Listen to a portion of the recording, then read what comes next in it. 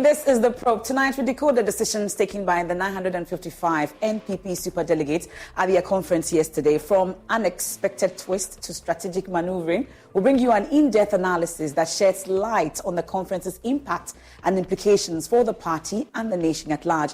Plus, we'll delve a bit more into the showdown expected in November 2023. Officially, the journey to who leads the NPP into the 2024 elections has begun. Will it be Dr. Mahmoud Bawumia, Kennedy Ohinie Japong, Alan Kwejotre, Dr. Friya Koto, or will it be Adenimo or Boache Jako, who both polled 9 votes? Or will Dr. Bawumia repeat the 68.15% gap or widen it further come November? There are fallouts also from the conference, including alleged attacks on some agents. Also, some persons, including Kennedy Japong and Hobson Adoye, will get to face the party's disciplinary committee. The General Secretary, Justin Kuduafrempong, will join us briefly, and so will Kwabena Japong, a presidential aspirant, also in that just-ended race. Frederick Opare Ansah is a leading member of the Dr. Bawumia campaign team. He's with me in the studios. How are you doing? I'm well, thank you. Good to have you in the studio. Thank you so much for your company this evening. So please buckle up as we delve into the realm of politics, power and perspective in this review of yesterday's NPP Super Delegates Conference. We are live on Joy News. We are on Joy 99.7 FM. We are on myjoyonline.com. On DSTV channel where it's 421, Go TV is 125. This is The Probe. I am Emefa Apau. A quick turnaround. We get talking. Please do stay.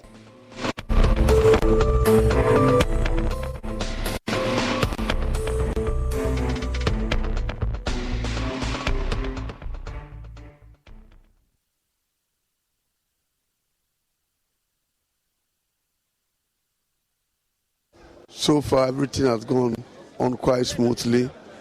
It's just that a few people are beginning to think that maybe there's need to take a look at the Constitution and avoid this so-called electoral college.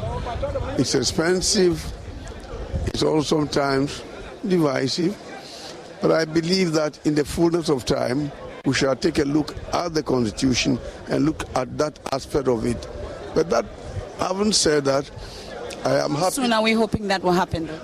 Well, the Constitution was supposed to have been revised about 2 years ago. Everything was done, but we keep postponing it.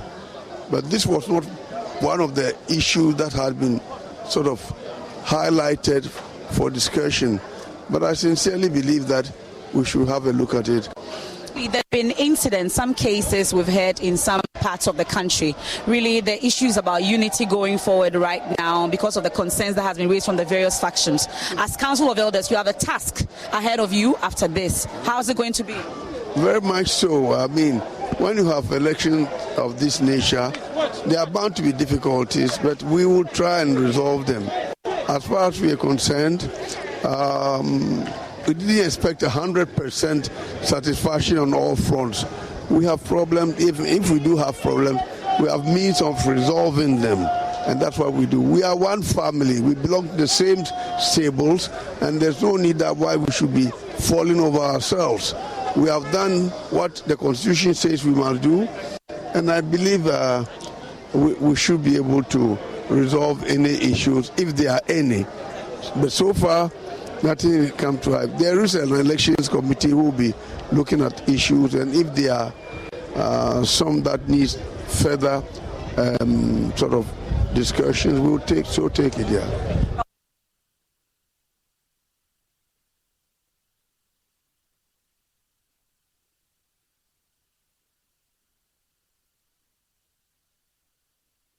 Case, you see, we had made all our regulations in totality, looking at all relevant possibilities. So this is actually nothing new. Someone mentioned the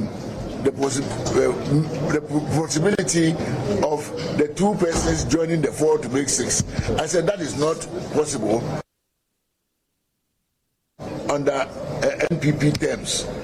The present arrangement and exercise must produce 5 and no more than 5. Therefore, accordingly, we had earlier put into regulations that in case this should happen, which now you see has happened, next week Saturday there will be a runoff between the two, so that one will bow in, or otherwise we continue to have them contest among themselves until we have one, and that is the essence of a runoff.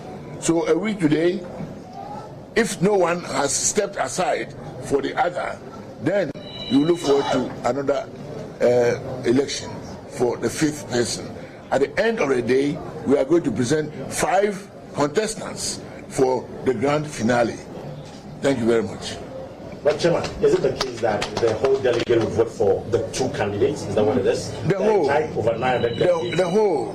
Because we can. How do we select some people to vote for them? Maybe the national executives alone or any other? No. Those, when there's a tie in any election, in order to break the tie, those who voted in the first instance will be the same people who will vote in the tie instance. That is the rule. Is there a possibility where the party will impress upon a candidate to perhaps step down for another? Oh, those can be discussions, but as for us, what we know is that we will get ready. And if someone steps down, then of course that's the end of the exercise. We have the 5 by virtue of somebody having stepped down. But otherwise, a week today there will be a contest between the 2. I mean, 100 meters, someone can start with a very poor performance. It's a bronze. It's not even a silver or a gold. It's a bronze. If you are going by athletics. Even if it is firewood, we are okay with that. We are going to make it on the 4th of November. The grassroots are yearning for Alan Chemanti to be the flagbearer. That one, no 2 ways about that. But what we are seeing now does not look like agronomist. Job Protection Association for. I am saying it. But it's a National Council of Elders. Who is that? Delegates, whether they receive money or not. You ask them. You have evidence that delegates were paid. These are ministers. These are National Council of Elders. That nobody would deny a fact that when you are contesting an election, you don't pay money. But the quantum. Did Alan pay money? The quantum. Did Alan pay money? Did Alan pay money? Oh, I am saying that. If I sit here and say no, I am a hypocrite. If I say no, I am a hypocrite. How can you believe someone say that I'm contesting an election? I did not give a dime. We have something small that we give it to them for TNT and the rest. Small. What's but small? Some people, hey, I am a scan home. Allegations that you haven't been able to prove. They've paid money. They've paid money.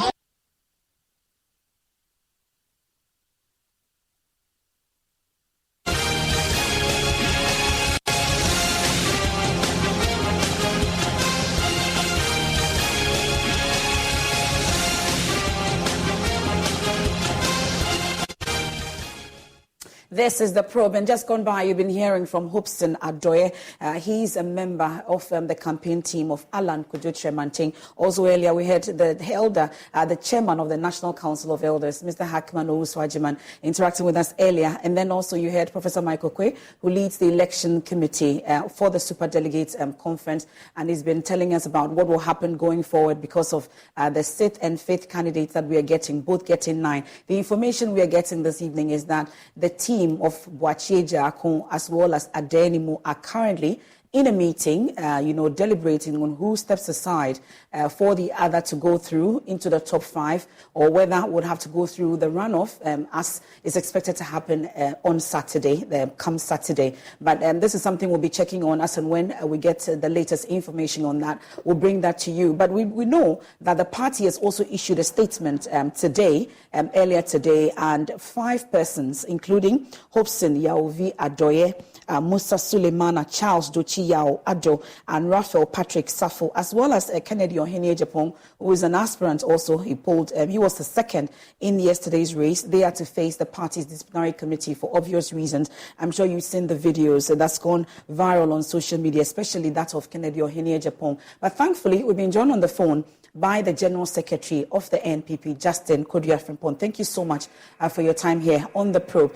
So first off, we'll talk about the meat, particularly of this particular statement, but let me get your own assessment of yesterday's Super Delegates Conference from where you sit as the General Secretary. What's really your impressions of how the Delegates Conference went yesterday? Good evening, MFR, and good evening to your cherished viewers. I must say that the exercise, by and large, was very successful, and I want to commend the Elections Committee, which is headed by Right Honorable former Speaker, Professor Michael Quay, and his team. They've done a yeoman's job from the time that the National Council inaugurated that committee, throughout the process of engaging in the aspirants, listening to their concerns, building consensus with the aspirants to come out with the rules and guidelines, and also seeing to a very successful superdelegate elections. I also want to take this opportunity to commend the Electoral Commission and also the Ghana Police Service, as well as all stakeholders who played a role, whether directly or indirectly, to ensure a successful superdelegate Congress. Well, there were pockets of issues that were recorded, including top of the list is the Northeast situation, where we're told that an agent of Alan Chemanting was beaten after a scuffle there. What's your preliminary findings in terms of what exactly happened and what will happen going forward with that particular case? MFR, you also agree with me that we have never had a perfect elections in this world. Certainly, in every election, there was one or two isolated cases. But as and when those cases come up, it's how you deal with it that determines whether you are in for a free and fair elections. Yes, several activities happened, and some of them that were video evidence. The party, led by myself, has taken a step to address those issues. And there are several allegations also coming up from some parts of the voting centers, and one of them is what you have said. Yes, I've seen a video of a person who has been assaulted, but I've not been able to get the full facts. So the person who was sent to the region by the Elections Committee, definitely when he gets to Accra, will give full report to the Elections Committee, and the party will take the necessary action. Now, to the 5 persons that you've mentioned in your statement to face the disciplinary committee of your party, at least with these 4, we'll talk about Kennedy Ejapong shortly, but these 4 persons that you mentioned in there, Hope Sinyao Viadoye, Musa Suleimana, Charles Dochi Yao Ado, and Raphael Patrick Stafford, what really is their offense? Well, as stated in the content of the letter, it's based on video evidence and photographic material that we have. So, they have to respond to all those activities that happened, and we, as a party, consider it as a possible breach of Articles 3 and 4 of our Constitution. So when they appear before the disciplinary committee, based on the information that we have, they should be able to explain as to what really happened, and the disciplinary committee will take decisions on it. Well, with Hope Sinyao Viadoye, for instance, there are concerns that he raises about vote buying incidents that occurred with this particular superdelegates conference. Is that one of the reasons why he's appearing, and is that one of the allegations that the party will be looking into? Because I know you are vote buying, at least on paper. Well, so when the person who alleges appear before the disciplinary committee, then he proves it. So, but as a party, if you read Article 3 of our Constitution, it's a duty of members to uphold the good name of the party and to also promote unity within the party. So if any actions or commission or mission is something that seeks to breach the Constitution, then the president has to appear before to explain himself. Okay, it appears we are losing you along the line, so I'll make it brief so that we can let you go. But the issue about Kennedy Ohene Ejapong, there are those, at least, we've seen political scientists particularly condemn the comments that he was making in that video. At least we don't have the full complement of the video, for which reason the party is going to investigate this. But is this not unbecoming of Kennedy Ohene Ejapong to the extent that he's a presidential candidate, an aspirant, in a race that the party considers very important? Is the party really taking seriously the comments of Kennedy Ohene Ejapong at all? Well, as a party, no single individual is above the Constitution. But it appears Mr. Ohene Ejapong is above the party. Well, you are making that allegation, so maybe I don't know which angle you are coming from. But as a party, they are treating every member the same strength and the same rules. So at the end of the day, as we've indicated, the number of personalities, right? And so we are not whether the party, as and when issues come before the party. Unfortunately, Mr. Korea, we didn't get any bits about the bits that you were talking about, the fact that nobody is above the party.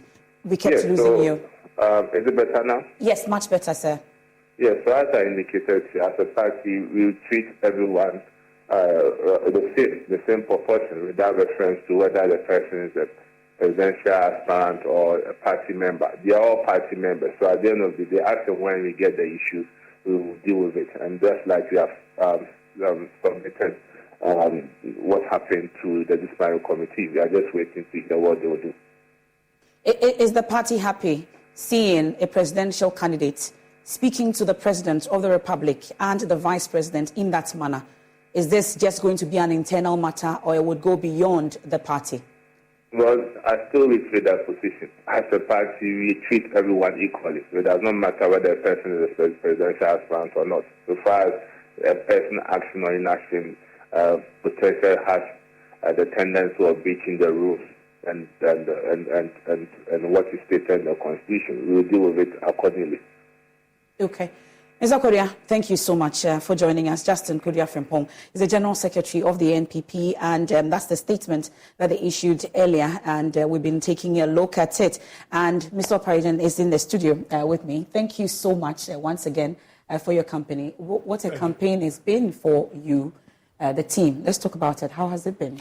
Well, thank you very much. Let me use the opportunity to say hello to all your viewers across the country, and I know sometimes you are even on other channels elsewhere. I'll start off by congratulating the party on holding such a beautiful event. Of course, as the General Secretary rightly said, no such event can go without a couple of hitches, and so that is to be expected. I also want to use the opportunity to thank the delegates for how they've conducted themselves yesterday across the country. I was in the central region and I looked and watched how all delegates came and peacefully cast their votes, and then either waited for the results to be declared or left peacefully to wherever they came from. Let me also congratulate the aspirants for this showmanship of sportsmanship, if you will. It is not easy to contest such an election at this level. It takes courage, it takes a lot of planning, strategizing to be able to even enter such a race. I know not all the 10 aspirants were successful in entering the last 5, but like when you go to the Olympics and they tell you that the object of the Olympics is to participate and not necessarily to win a medal. The fact that the likes of Kwabena Jopong, Jogate, and the rest were there shows that our party has the men. I have told several people in the past that how many times do you see the NDC go into presidential primary and they have even... Right now at Wendy's, when you buy either Dave's Single, Spicy Chicken Sandwich, Medium Frosty, or 10-piece nuggets, you can get another for just $1. Your dollar never tasted so good. So it's obvious what everyone will get, right? Definitely nugs Spicy and chicken a Frosty. sandwich, Dave's Single and a Frosty for me. And a Frosty. Okay, who said Frosty and a Frosty? Pick your obvious choice. Choose wisely. Choose Wendy's, buy one, get one for $1. Limited time only. Price of participation may vary. U.S. Wendy's, valid for item of equal or lesser value. Cannot be combined in a combo or any other offer. Is the Peloton bike even worth it? Isn't it just a bike? Just a bike with low-impact rides for chill people to chill with 5 and 10-minute cooldowns for cool people to be cool with, and scenic rides for vibey people to vibe with. It's just a bike with a 30-day home trial so you can see if you're any one of those people. Try a Peloton Bike or Bike Plus at home for 30 days, and if it's not for you, return it for a full refund. First-time Bike and Bike Plus purchasers only. 1 trial per household. Upfront payment required. Full terms at onepeloton.com/home-trial. 5 people contesting their slot. And I think the maximum we've seen probably is 2 or 3. But come to the NPP, we've done 17, we've done 2010. And you've been heavily criticized for that because it appears but it is a democratic party, and we open our arms and make sure that if anybody who has the capacity to lead the party present themselves. Are you suggesting that the NDC is not conducting a democratic process, for which reason we are getting that huge I said numbers? we have the men. Okay. So in that regard, They don't. maybe they are a bit deficient in having the same caliber and quality of men as we have in our party. And so that is why normally you see there's a shortage of aspirants in the NDC. So I commend my people for getting out there, putting themselves out. If you didn't make it this time, it is not the end of the road. There is several opportunities within the party for you to join the campaign as we roll along. Now, to those that made it, I say kudos. I would wish, for instance, the two who placed fifth, and the party is now going to decide whether to have a runoff or not, to reassess the situation and decide for themselves whether indeed they want to put the party through this. The emotions, the campaigning, the risks, and the cost, whether it is prudent to fight for fifth position, as it were. Sometimes it might be smarter to pull out at this time and let the party hail you for saving it all this trouble than to really go through only to prove a point. Who should pull out at this point for who to enter? Well, that is entirely between the two gentlemen. I would even urge both of them to pull out. Yes, but entirely a decision for them. Even for those who made it, it is sometimes necessary at this point to begin to reconsider, reassess whether it is worth pursuing. I have been a member of somebody's team before in 2014, and 31st August came, and I did advise that I think where we are, it might be prudent to pull out. You're talking about Alan? Yes, but we didn't. We continued and we slid from 8% to 4%. You know, so when it gets to this point, it is important and prudent to sit and do a proper assessment of the situation before taking a further step forward. But, well, thankfully, knowing your background as well, since you brought it up, looking at Mr. Alan Chamantin's performance, many were of the view that at least top two, whatever happens, at least first or second, and we saw third instead. At least you've been with him for some time. What could have cost him then? Well, I wasn't surprised. Every thing I saw on the campaign trail, and a lot of people will bear me out, that I told them Alan will come third. Everywhere I went to campaign for this first round, every person I engaged, every delegate, I could tell was either trying to make a choice between Dr. Bawumia and Kenneth Ohinejapong. In few instances, in some of the regions, would you hear of talk about Alan? And so that was clear to me that there was no way he was going to come. Why? Because this is the man that many consider has really served the party. When you also measure the strength of the campaigns that are being run, it is clear that the strength of Alan's campaign is nowhere near the two other campaigns. Is it money?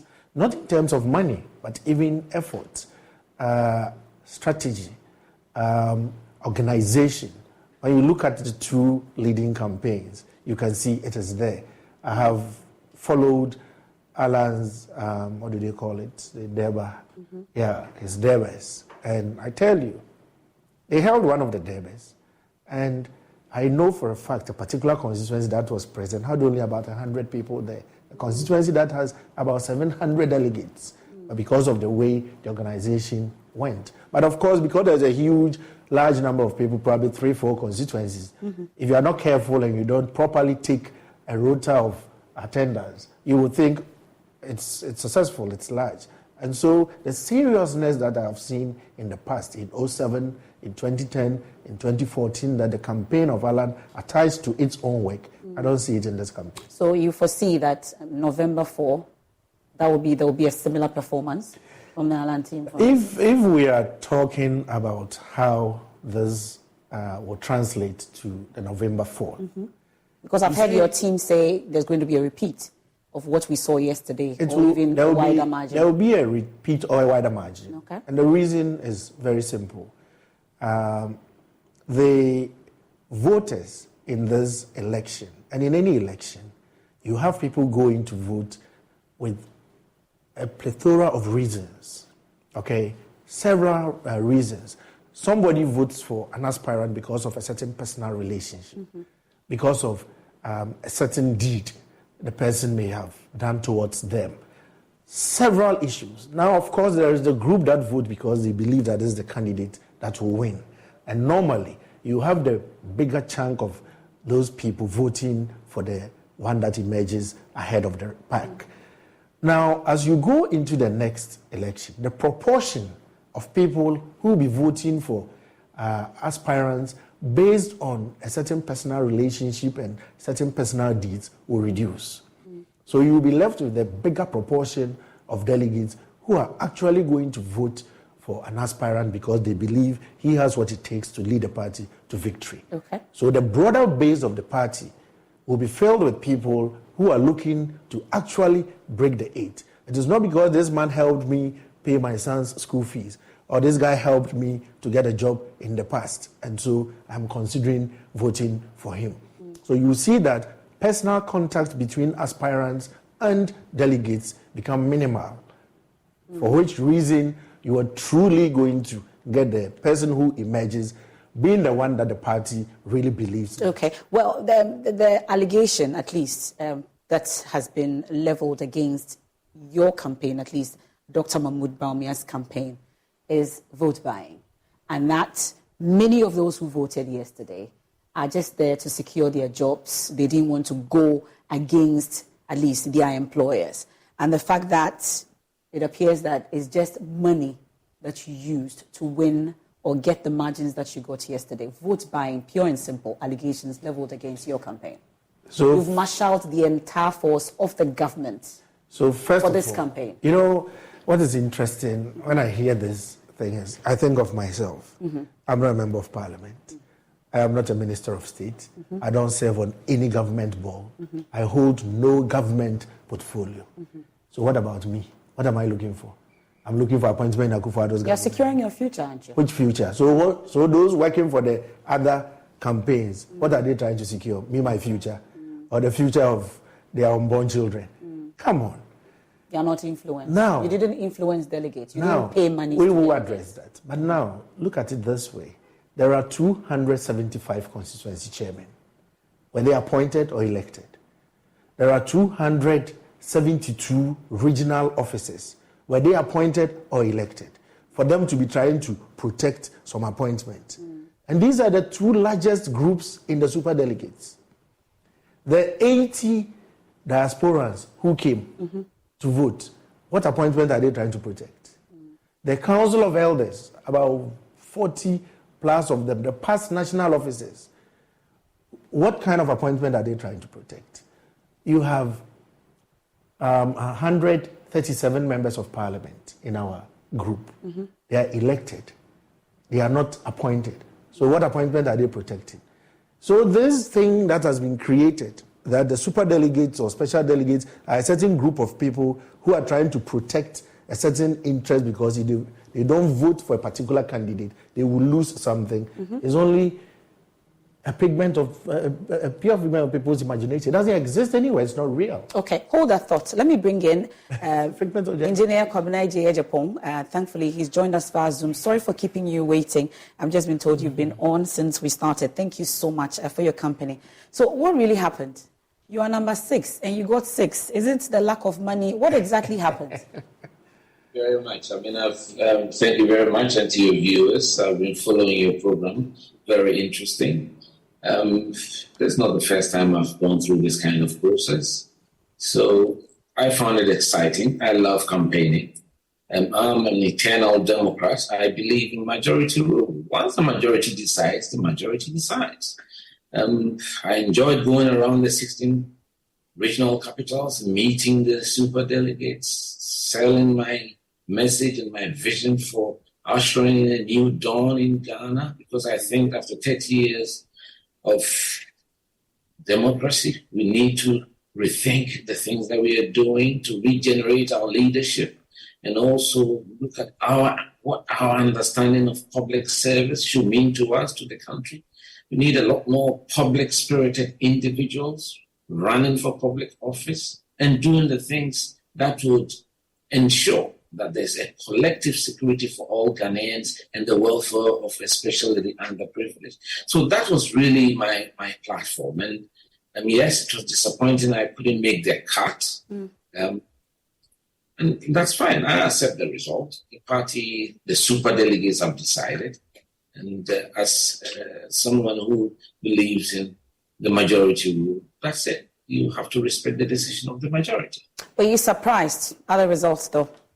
Because many tipped you to go into the top 5. Yes, I was what really surprised happened? I was surprised I didn't make the cut. I thought that I would at least be 4th. But these things happen. I mean, in elections, look, you have to take the highs with the lows in life. So you have to be tough, emotionally strong, mentally strong. You go into a battle, and it's not like a football match. There cannot be a draw. Either you win or you lose. So you prepare yourself for the 2 outcomes, and that's what I did. So I'm very tough, and I'm fine. I'm carrying on with my life. I just want to see the party genuinely united, genuinely on a platform to reconnect with Ghanaians and ensure that we restore those cherished values as a political tradition, and also to win the confidence of the Ghanaian peoples, to stand a chance of winning a 3rd elusive consecutive election. So it's something that hasn't happened, which is very difficult. And so I want to see the party work in tandem. And I'm happy with the way the election itself was conducted. I think kudos to the elections committee.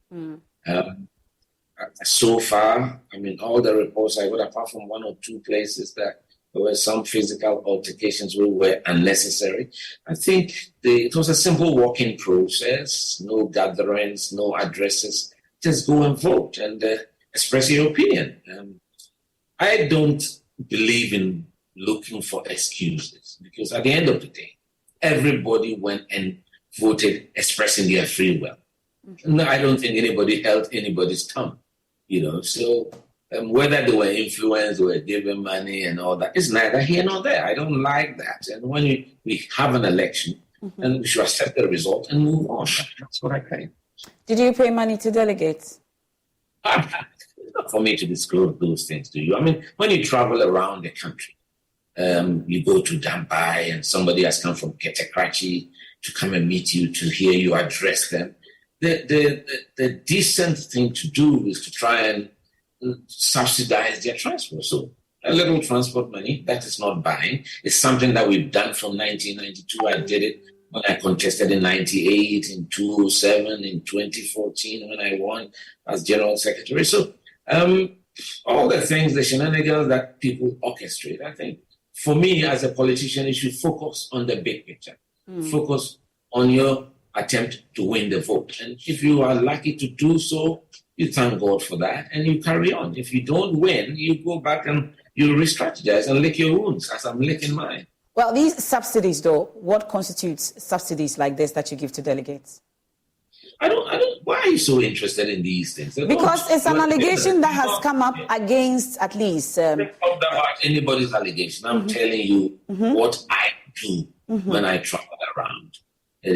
When I go around and I meet people. Are you not worried, Mr. Ejepong, for instance, the fact that maybe you may have given some subsidy, maybe 20 cedis or 50 cedis, and others go and they give as much as maybe 1,000 cedis or 500 cedis? Could it not influence their vote against you? Maybe you have a better message, but because of the subsidies that people give to others, it makes it difficult for them to vote for you.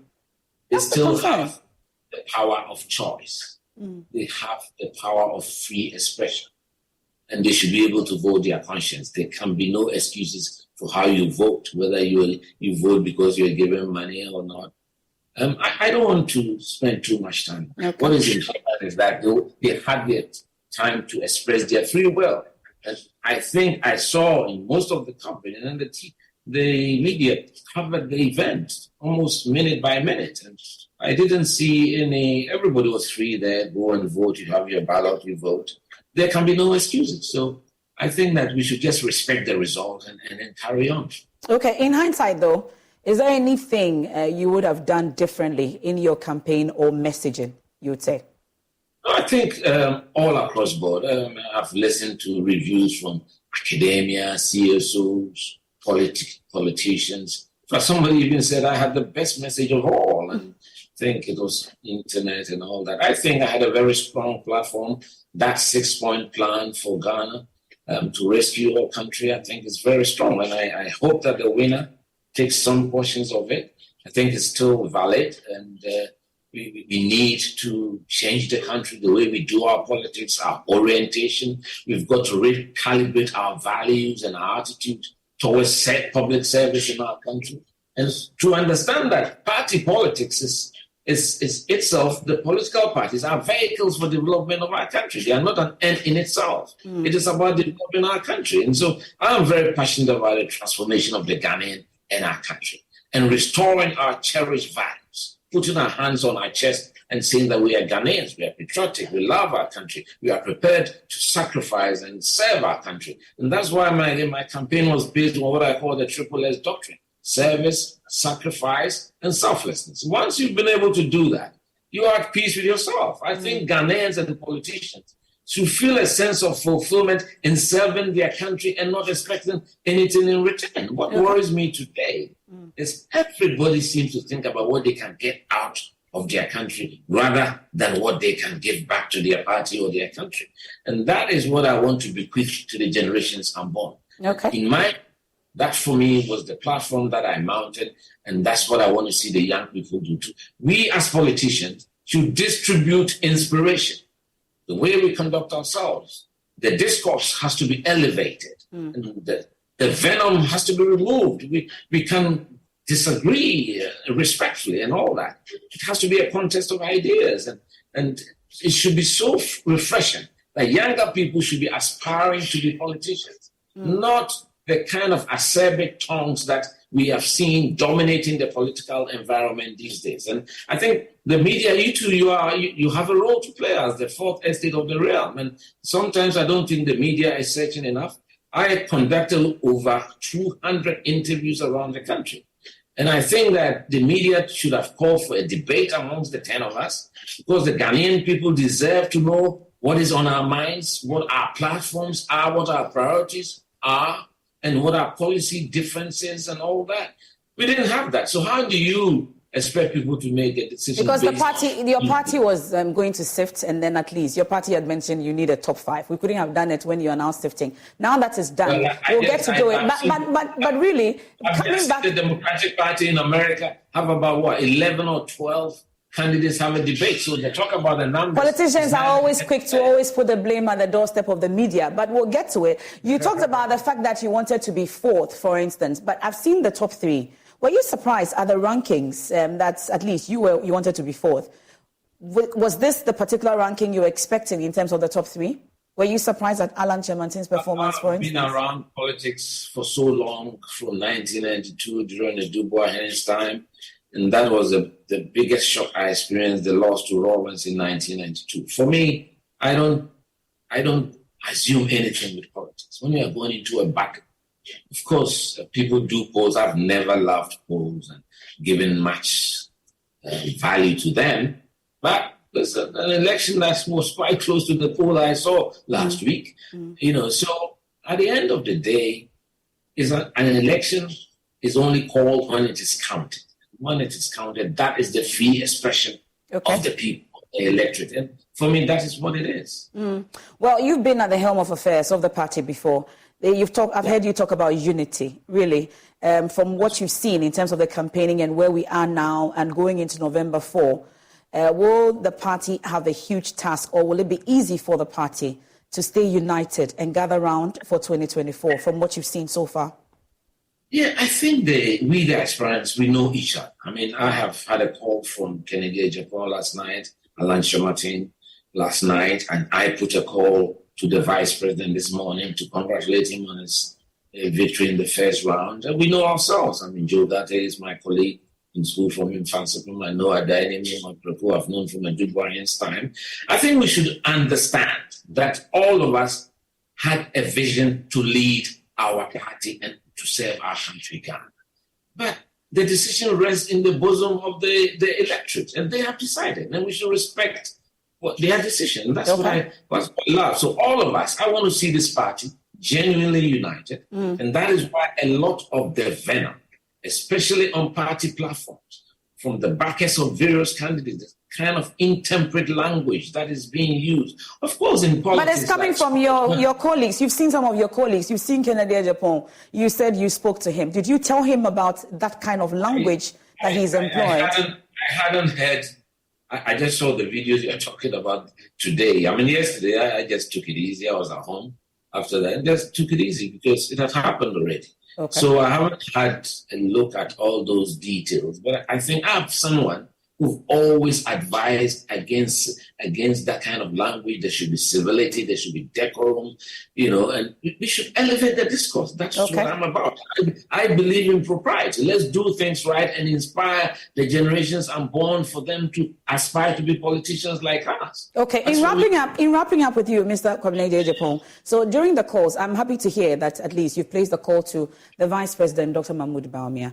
Are you considering supporting him or throwing your weight behind any of the candidates for that matter? I think it's important that we have 2 months left for the campaign. The party, the base of the party, the 200,000 people, they are going to elect. I respect their views. I mean, so for now, I'm taking a look, relaxing a bit, taking it easy, and watching from the sidelines. You haven't answered the question. You're not supporting any of the candidates. I'm a candidate myself. Just I wasn't. But you are out. You are out now. You are out. So when you you make are the out, cut. when you are out, you remain out. That's what is important. So you're staying on the fence. You're just going to be there. You're not supporting any of the candidates going into November 4. I think they have all their teams already well sorted out. They are working, and there's no need to go and destabilize anything. If they reach out, if any of the candidates reaches out. So what is important is I am a servant of this political tradition. Okay. Eventually, the party would elect a leader. Okay. And once that leader is elected, I serve the party. If I have to serve it through the leader that the party elects, that is Kwabena Ejapong. I've been the party servant and a dedicated patriot of the NPP. If you were to speak to Adeni Mwemwachi Ejako, what would you tell them to do in the interest of the party? Look, I went into first room. In first room, we respect our seniors. Bwachi was my senior by many years, so it's not very easy to go and advise your senior. Oh, really? Okay. But Adainimo is not your senior, so if you were to advise, yes, he's your colleague engineer. So if you had to advise him, what would you say? He's a few years my junior, so I could talk to him. What would you tell him? I think what Opare Ansah said is what it is. I mean, they have personal decisions to make. I mean, going forward, we all have seen the results. The results are clear. This evidence is there. So everybody's on cue. You advise yourself. In politics, you've got to be sometimes personal about what you want to do and take a decision for yourself and for the good of the party. And I think we should leave them moments of reflection and then everybody takes a decision. Okay. We're indeed grateful for your time. We wish you all the best. Mr. Kwabena Ejapong, of course, we'll get to interact further, as always. Thank you so much, and we wish you all the best. So that's Kwabena Ejapong there interacting with us via Zoom. And Mr. Frederick Opare Ansah is still with me in the studio, thankfully keeping me company. So let's talk about, you were addressing the issue about vote buying, and you insist that that's not the case. But you've had also subsidies of a sort that's giving any time. And you've been to the entire country. So how much in subsidies do you pay? Let me say that my view on this matter is a very public matter. We have a certain culture in this country. And sometimes some of the things that put us in bad levels on the corruption perception index, it's also how we ourselves put information out. Can you go to any chief's palace without carrying a bottle of schnapp and an envelope in this country? Does that constitute bribery? They don't vote, do they? I'm just asking, but they vote. When you're going for general elections, we visit chiefs, and so am I bribing them or trying to influence their decision? No, it is what we do. See, in the US, for instance, when somebody is in public office, people go and lobby them to take decisions. Those lobbyists, they license them, they charge fees, they pay taxes. Now, if I'm in public office and somebody goes to talk to my friend or brother to come and lobby me to do something that will help the country, but then they are probably going to benefit in the business sense. The moment it comes out, that is bribery, it's corruption. In the US, they've legislated, they are taking the money, taking taxes and everything off it, and it is okay. So they are not suffering on the corruption perception index like we are. It's about time that we understand some of these things. Go to Suhum. When you're going for these elections, somebody will come from a place called Afranso Dedewa. He will sit on a motorbike to Asarikrom. That one, the charge is 50 cedis. Then take another one from there to Akrabo, another 50 cedis, from Akrabo to Suhum. By the time he gets to Suhum to come and meet a presidential aspirant, he may have spent close to 150 cedis and return the same route. So when he comes to meet you and you even give him or take 200 cedis to mitigate your expense, somebody hears and then comes at you that, hey, the guy is buying vote. No, as Kwabena rightly put it, you are only subsidizing the cost of 300 cedis that the person incurred to get to come and listen to you. Are we saying that apart from that transportation, nothing else is giving? You're saying now the other question before is, the election, how far back do you want to trace and then say that somebody paid somebody to vote for them? So at the beginning of the year, somebody needed to do surgery, and then I help him with 50,000, and the election is now. Do you go that far back and say that I bought his vote all the way? Or yesterday somebody got to this town and needed a place to sleep, and I helped him with 2,000 to be able to get a hotel to sleep in. Is it the same thing? We should understand, as Kwabena said, that these things have happened over time. So we should dismiss the comments made by the point here is that in this election, this party was so strict that nobody could even take a mobile phone to the point of voting. So how are you enforcing an influence on somebody to say that I gave you this, I wanted you to vote for me, take a picture, come and show me? The point here is the persons voting all had the freedom of choice, notwithstanding whatever mitigating monies they might have received to reduce their burden of cost or any other consideration. And that is what we must look at as a people. How free, how fair, and how democratic was this particular process? And I tell you, I have been probably the person that has done most primaries in this country. In 2004, in 2008, I did 5 primaries. In 2010, in 2020. And this particular election is probably the strictest of the elections that I've ever seen our party conduct. Really? I was there at the polling center in Cape Coast, and I'm telling you, there were more policemen than there were delegates. That's true. I can tell you for free. There were more security men in, and on the campus security joined forces with the police to assist. It was same at the headquarters as well. You see so many security officers, nothing getting through, and clearly every delegate had their peace of mind to make their preferred choice. And that is something that we must commend. I hope that November 4 sees the same thing, and eventually in 2024 we get the best of elections as we saw yesterday. And the journey has begun. I know that you were looking towards getting a 70% of a sort as a team. You got 68.13 thereabouts. Were you happy with the performance? I'm an engineer, and 5% tolerance is always permitted in engineering calculations. So I made Kwabena laugh. And so if I was expecting 70%, the 5% tolerance there will come to about 3.5. So if you take that down, I'm still 68 is still within tolerance limit. And so I accept what we got. The important thing here is that for a first timer, securing this kind of margin is quite emphatic. Not only did he secure the overall 68 plus percentage points, he won in all the 16 Is the Peloton bike even worth it? Isn't it just a bike? Just a bike with low-impact rides for chill people to chill with 5 and 10-minute cooldowns for cool people to be cool with, and scenic rides for vibey people to vibe with. It's just a bike with a 30-day home trial so you can see if you're any one of those people. Try a Peloton Bike or Bike Plus at home for 30 days, and if it's not for you, return it for a full refund. First-time Bike and Bike Plus purchasers only. 1 trial per household. Upfront payment required. Full terms at onepeloton.com/home-trial. Regional centers as well as the national HQ, all the 17 polling centers, he won. Most importantly, he won his home region 100%. And the nearby regions, the northern Savannah and the rest, with significant margins.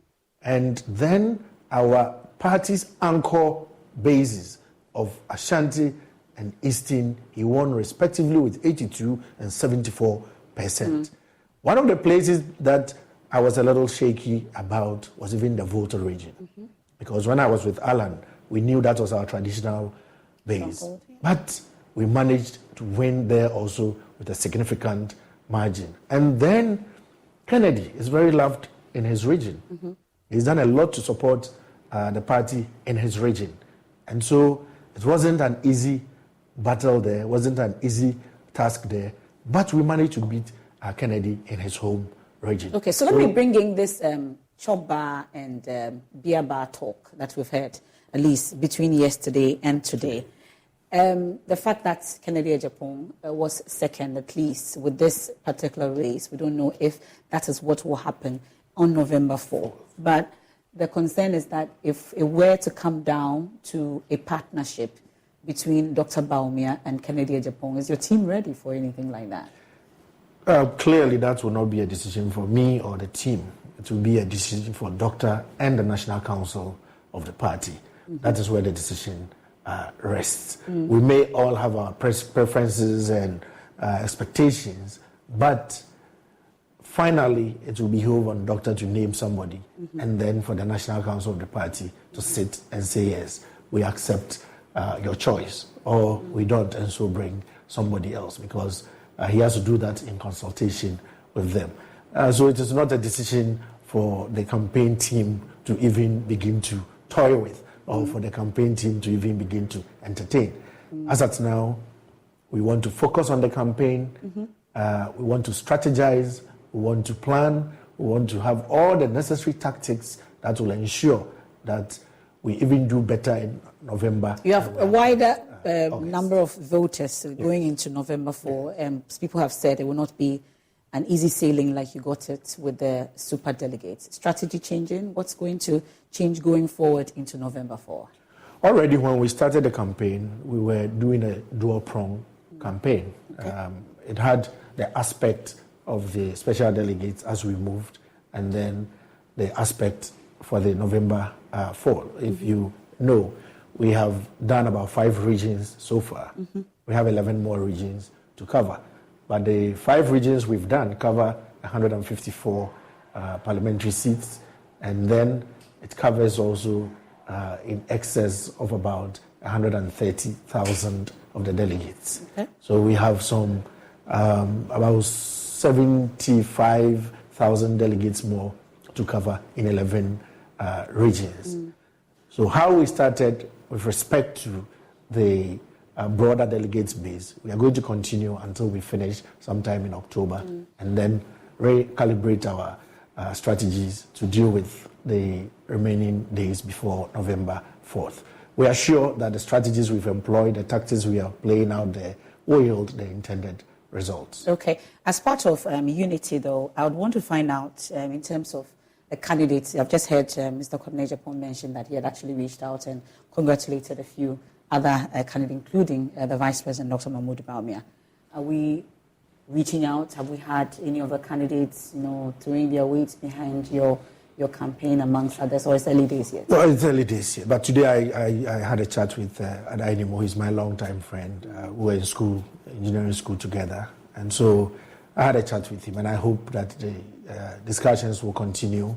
Kwabena, again, I will engage Kwabena, although he wants to sit on the sidelines. I want to assure him our campaign office is not full.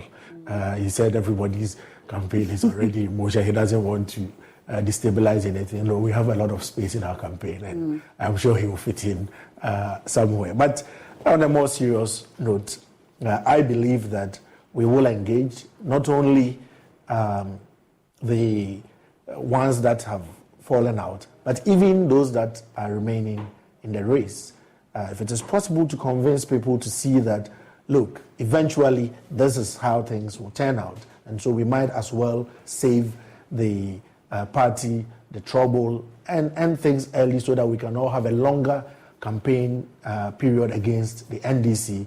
It will be better for the party. So sometimes just join, having chats with people, you can get things done. It doesn't always have to end in elections. And the beautiful thing is that Dr. Bawumia, as I know him, is the kind of person that is open always to that kind of thing.